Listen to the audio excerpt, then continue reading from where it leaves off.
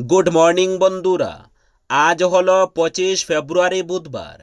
আজকের বরাক উপত্যকা তথা আসামের শ্রীভূমি, শিলচর, হাইলাকান্দি এবং ভারতের বিভিন্ন প্রান্তের আজকের সকালের বিশেষ বিশেষ খবরগুলি হলো: দলাই প্রাথমিক স্বাস্থ্যকেন্দ্রে মঙ্গলবার দুপুরে এক মণ্ডহীন নবজাতকের জন্মের ঘটনাকে কেন্দ্র করে তীব্র চাঞ্চল্যের সৃষ্টি হয়। স্বাস্থ্যকেন্দ্রের একটি সূত্রে বলা হয়েছে, রাজনগর গ্রামের এক মহিলা এদিন এক নবজাতকের জন্ম দিলেও শিশুটির ছিল না মাথা। তবে তার শরীরের অন্যান্য অঙ্গ প্রত্যঙ্গগুলো যথারীতি ঠিকঠাক ছিল, যদিও জন্মের কিছুক্ষণের মধ্যেই নবজাতকটির মৃত্যু হয়। রাইজর দলের সঙ্গে কংগ্রেসের জোটে এখনও গড়ে ওঠেনি। জাতীয় পরিষদের সঙ্গেও আসন সমঝোতা চূড়ান্ত হয়নি। কিন্তু বিরোধীদের মধ্যে আসন সমঝোতা হোক কিংবা না হোক, বিজেপির তাতে কিছু আসে যায় না। মুখ্যমন্ত্রীর দাবি, রাইজর দলের সঙ্গে কংগ্রেসের জোটে হলেও সরকার হবে বিজেপির, না হলেও হবে, কেউ আটকাতে পারবে না। তার দাবি, 90 থেকে 95টি কেন্দ্রে বিজেপির সামনে কোনো বিরোধী নেই। 26-এর বুথে বিজেপি যে ক্ষমতায় ফিরছে, মুখ্যমন্ত্রী সেটা জোরের সঙ্গেই বলেছেন। তবে কতটি কেন্দ্রে বিজেপি জয়ী হবে সেই পূর্বানুমান করছেন না তিনি। কিন্তু বিরোধীদের জোটে গঠন আসন সমঝোতার কুচকাওয়াজ দেখে মুখ্যমন্ত্রীর দাবি, বিজেপির সামনে বিরোধী নেই। অন্তত 90 থেকে 95টি কেন্দ্রে কোনো বিরোধী নেই বিজেপির। এর মানে 90 থেকে 95টি কেন্দ্রে জয়ী হতে পারে বিজেপি জোট। ভারতীয় সেনাবাহিনীতে যোগদানে আগ্রহী শ্রীভূমি তথা করিমগঞ্জ জেলার যুবক যুবতীদের 2026-27 বর্ষের জন্য অগ্নিবীর নিযুক্তির জন্য অনলাইনে রেজিস্ট্রেশন প্রক্রিয়ার মাধ্যমে আবেদন করার আহ্বান জানানো হয়েছে। আগ্রহী প্রার্থীদের আগামী 1 এপ্রিলের মধ্যে আবেদন করতে হবে। শিলচর আর্মি রিক্রুটিং অফিস থেকে জানানো হয়েছে যে Agniveer general duty, Agniveer clerk, Agniveer technical, Agniveer tradesman, Agniveer মহিলা মিলিটারি পুলিশ, সিপাহী ফার্মা এবং সোলজার টেকনিক্যাল পদে আবেদন করা যাবে। প্রার্থীর জন্ম 1 জুলাই 2005 থেকে 1 জুলাই 2009-এর মধ্যে হতে হবে। ইচ্ছুক প্রার্থীরা সেনার official website www.indianarmy.nic.in A log in করতে পারবেন। প্রধানমন্ত্রী নরেন্দ্র মোদী ও হিন্দুদের নিয়ে সামাজিক মাধ্যমে আপত্তিজনক ও কুরুচিকর পোস্ট করায় বিলালের বিরুদ্ধে দলাই থানায় মামলা দায়ের করল বজরং দল। বিশ্ববরেণ্য নেতা তথা ভারতের প্রধানমন্ত্রী নরেন্দ্র মোদী ও সনাতনী হিন্দুদের নিয়ে সামাজিক মাধ্যমে উস্কানিমূলক পোস্ট করার প্রতিবাদে এবার দলাই থানায় তার বিরুদ্ধে মামলা দায়ের করেছে বজরং দল। মঙ্গলবার দলাই থানায় বিলাল বক্সার বিরুদ্ধে মামলা দায়ের করেছে হিন্দুবাদী সংগঠন বজরং দল। উল্লেখ্য, হাইলাকান্দির বাসিন্দা বিলাল নামের এক ব্যক্তি সামাজিক মাধ্যমে বিলাল বক্সার নামে একটি ফেসবুক পেজ খুলে প্রতিনিয়ত প্রধানমন্ত্রী ও হিন্দুদের নিয়ে কুরুচিপূর্ণ ও উস্কানিমূলক পোস্ট করে যাচ্ছে। এতে সচেতন ভারতীয় নাগরিক ও সনাতনী হিন্দুদের ভাবাবেগে আঘাত লেগেছে। এতে ঘটনায় সাম্প্রদায়িক সম্প্রীতি বিনষ্ট হওয়ার আশঙ্কা রয়েছে বলে উল্লেখ করেন বজরং দলের কর্মকর্তারা। এ নিয়ে বিভিন্ন সংগঠনের লোকেরা বিলালের বিরুদ্ধে বিভিন্ন থানায় মামলা দায়ের করেছেন। কার্বি আংলং জেলার 5 বিধানসভার 2-3টি আসনে এবার নতুন মুখে আসতে পারে।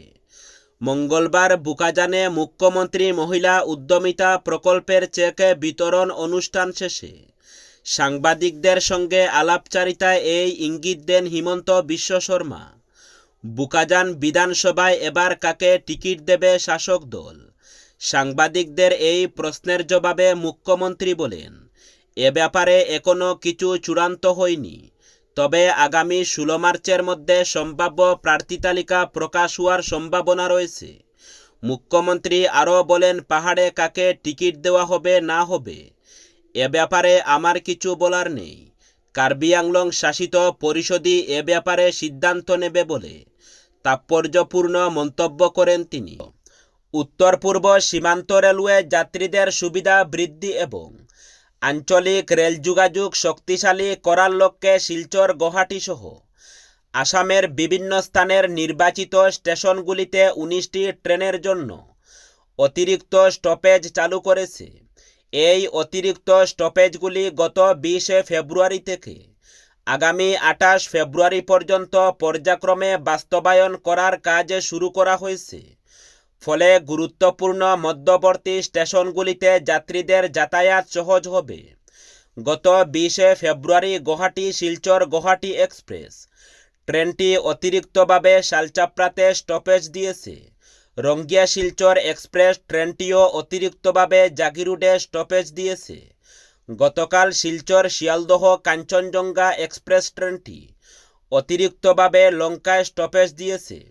গুয়াহাটি সাইরাং এবং কলকাতা সাইরাং এক্সপ্রেস ট্রেন দুটিকে অতিরিক্তভাবে কাটাকাল এবং কাটলিছড়ায় স্টপেজ দেওয়া হয়েছে। একইভাবে আগরতলা শিলচর এক্সপ্রেস ট্রেনটি সুপ্রাকান্দিতে স্টপেজ দেবে। বিধানসভা নির্বাচনের আগে রাজ্য সরকারি কর্মচারীদের জন্য বড় ঘোষণা। কেন্দ্রীয় সরকারের পর প্রথম রাজ্য হিসাবে অষ্টম পে কমিশন গঠন করল রাজ্য সরকার। সুভাষচন্দ্র দাসকে সভাপতি করে অষ্টম পে কমিশন গঠন করা হয়েছে। অর্থ বিভাগের জারি করা এক বিজ্ঞপ্তিতে বলা হয়েছে, কমিশনের সদস্য সচিব হিসাবে থাকবেন অর্থ বিভাগের সচিব।